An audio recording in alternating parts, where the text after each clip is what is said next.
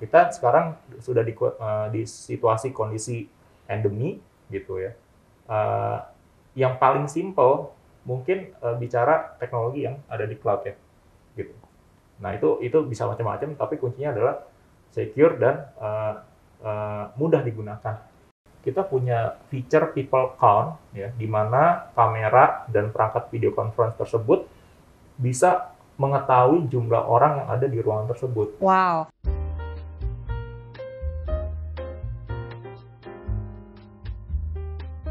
Sekarang mungkin saya mau ngomongin soal contohnya nih, contoh teknologi yang bisa kita implementasi. Pertama mungkin di kantor dulu nih, gimana Mas Nofri? Oke, jadi kalau untuk solusi collaboration dari Cisco, ya, utamanya di Office, sebenarnya kita punya dua nih, yang basisnya software sama yang basisnya hardware.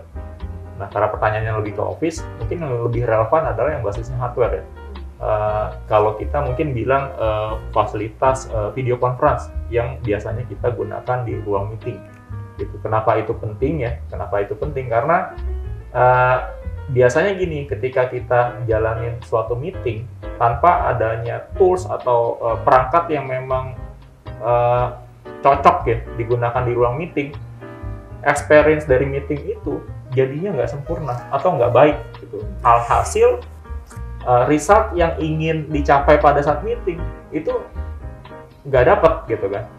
Biasanya setelah itu nggak dapat, setelah itu orang-orang malah janjian kita meeting ketemuan. Jadi nggak efektif kan, meetingnya jadi nggak efektif. Intinya itu. Nah, untuk perangkat meeting atau video conference tadi, Cisco punya beberapa tipe perangkat gitu ya. Ada Webex Room, ada Webex Board gitu ya. Di masing-masing perangkat tersebut ditanam feature-feature high-end gitu ya, yang punya analitiknya juga, seperti misalnya ketika kita masuk ke ruangan meeting, si perangkat meeting bisa langsung deteksi bahwa ada orang yang masuk dan dia bisa langsung greeting gitu misalnya ya. Dan dia juga bisa langsung memberi tanda bahwa ruang meeting itu dipakai misalnya gitu. Atau misalnya kita bisa integrasikan ke tools scheduling gitu ya. Ketika ada meeting yang sudah di-schedule dan di-book di ruangan tertentu, saya kalau mau meeting di jam tertentu, itu even tinggal tekan satu tombol bisa langsung join meeting. Nah, ketika meetingnya sudah jalan, mungkin saya meeting di ruangan yang hanya diperuntukkan untuk 6 orang gitu. Tapi somehow ada orang lain yang ikutan sehingga menjadi crowded ruangannya gitu. Di Cisco ya, di beberapa perangkat Cisco itu kita punya feature people count ya, di mana kamera dan perangkat video conference tersebut bisa mengetahui jumlah orang yang ada di ruangan tersebut. Wow, keren banget ya berarti. Dia bisa mengetahui. Nah, tapi nggak sampai situ aja. Dari informasi yang dia capture, yang dia dapat, sebenarnya kita bisa gunakan itu sebagai early warning gitu ya. Early warning misalnya kita bisa sampaikan informasi itu ke tim facility, atau kita bisa collaborate dengan aplikasi tertentu yang nyampein misalnya kayak bisa teguran ke satu departemen tertentu bahwa kalau besok meeting tuh jangan seperti ini modelnya karena ini bahaya. Oh ya, kita karena terlalu banyak misalnya, ya. Gitu. Itu salah satu contoh. Mungkin itu. Oke. Nah, kalau tadi kita ngomongin soal yang di kantor, yang di rumah gimana nih, Mas? Siap. Jadi yang di rumah juga kita banyak teknologi baru ya. Jadi pertama tentu kalau Mbak Ino kerja dari rumah biasanya bawa apa? Bawa laptop ya? Bawa laptop ya. Nah, karena itu kita juga ada improvement dari segi pertama perangkat lunaknya dulu. Jadi kita ada perangkat software namanya Webex App, di mana itu banyak fungsi untuk kolaborasi. Tentu pertama video meeting ya. Biasa pas lagi hybrid work pasti meeting online. Nah, tapi selain itu juga bisa melakukan fungsi panggilan atau teleponis seperti lagi di kantor menggunakan telepon fisik misalnya. Tapi bisa juga dilakukan chatting, ya kan? Karena kita nggak selalu kolaborasi itu live ya, telepon atau meeting, kadang pengen chatting ya. Dan juga sharing file.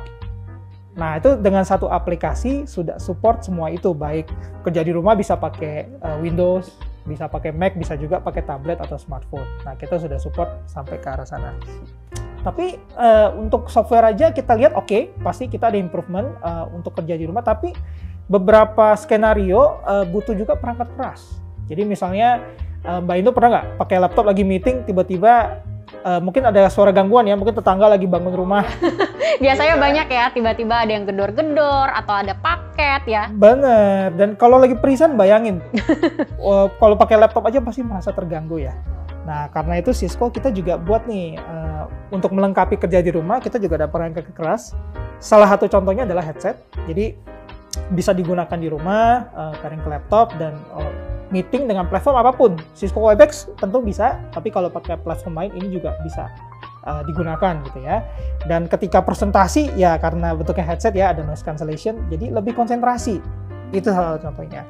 Tapi ketika presentasi nggak hanya suara yang penting ya atau headset yang penting, tapi visual juga penting. Kadang laptop ada kamera biasanya laptop, tapi kadang kameranya mungkin belum kualitas yang bagus banget gitu ya. Nah karena itu kita juga ada solusi lain, misalnya USB kamera. Jadi ketika presentasi di rumah dengan kondisi yang nggak ideal, mungkin lampunya nggak seterang di kantor gitu ya, atau emang lagi gelap, nah itu bisa lebih bagus terlihat profesional gitu ya, karena ada fitur-fitur tertentu seperti auto lighting dan lain-lain gitu. Nah selain itu kita juga ada solusi lain sih. Jadi kalau butuh, saya butuh monitor, tapi monitornya bisa juga dipakai untuk conferencing gitu misalnya.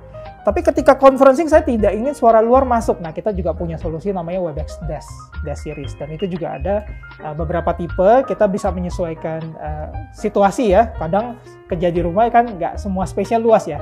Kadang ada yang kecil, nah kita juga ada tipe yang kecil, dan ada juga untuk space yang besar. Gitu. Jadi bisa menyesuaikan. Baik. Bisa menyesuaikan ya. Dan dengan beberapa perangkat yang tadi Mas Andri sudah sebutkan, mungkin kerja dari rumah jadi lebih enak ya Mas ya. Nggak ada gangguan, atau misalnya layarnya atau kelihatan tampilannya tuh lebih jernih, lebih profesional, jadi lebih konsentrasi harusnya kerjanya ya Mas ya? Betul, dan lebih efektif. Nah sekarang saya mau tanya mungkin ke Mas Andri nih, kenapa Cisco jadi solusi yang tepat untuk hybrid work ini?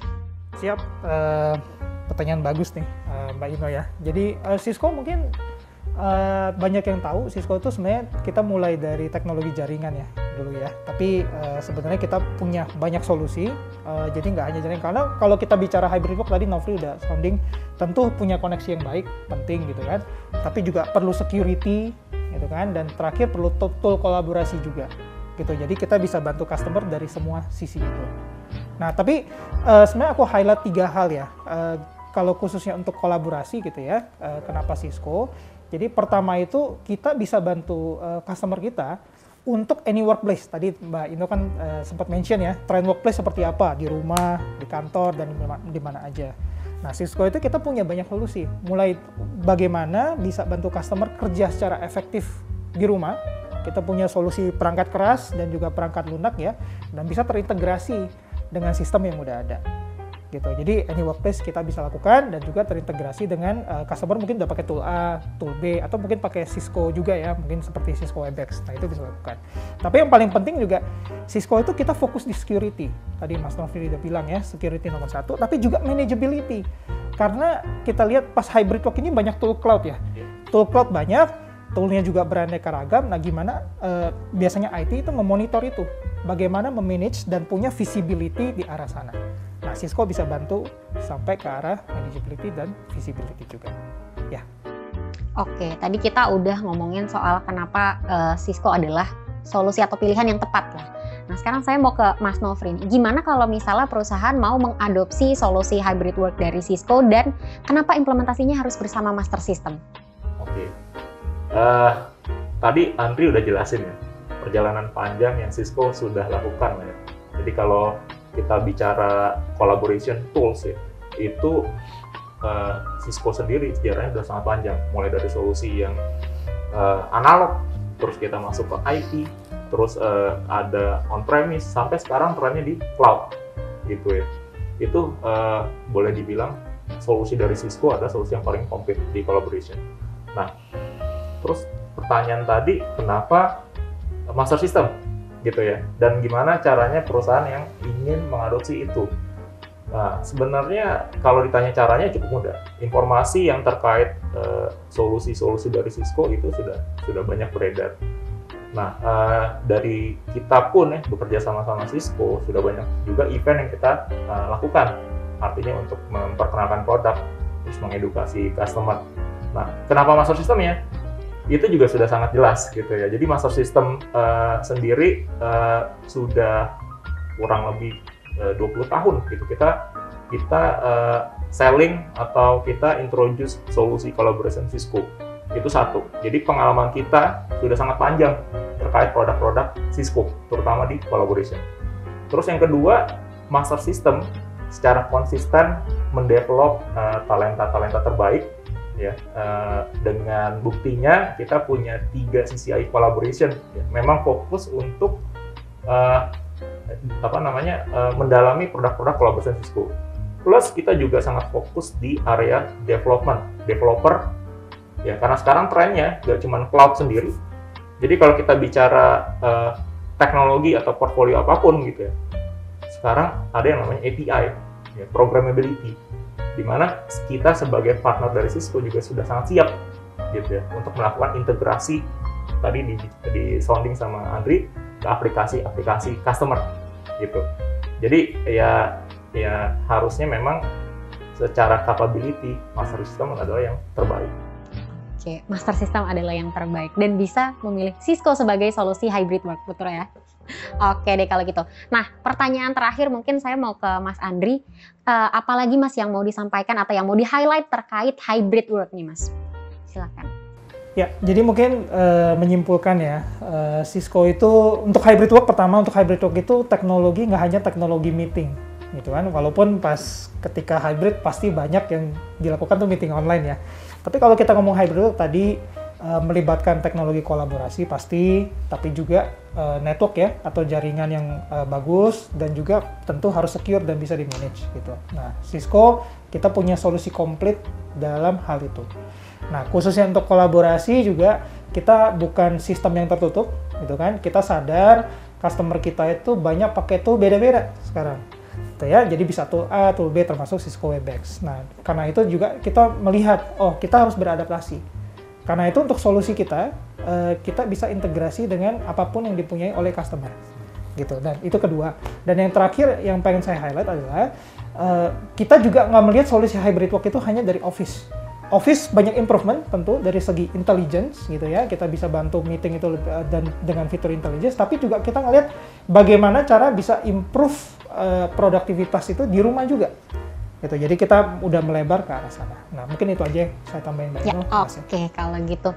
Baik Mas Rian, semoga pembahasan kita hari ini mengenai hybrid work juga bisa relate dengan apa yang terjadi di kondisi perusahaan masing-masing. Dan mungkin tadi ada yang mulai tertarik nih untuk mengimplementasikan solusi Cisco di perusahaannya, boleh langsung kontak Messi di bit.ly/chatmessi. Nanti akan kita bantu untuk bisa mengimplementasikan solusi hybrid work dari Cisco. Oke, terima kasih banyak Mas Andri, Mas Nofri yang sudah membagikan inspirasinya pada hari ini ya.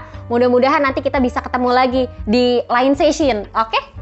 Oke, kalau gitu terima kasih juga kepada Master Rian semua yang sudah menyaksikan Master Talk pada hari ini. Jangan lupa like, comment, subscribe, dan share ke seluruh sosial media yang kamu punya. Saya Ino pamit undur diri, Master Talk Inspiration Talk with the Master. Sampai ketemu di episode selanjutnya. Dah.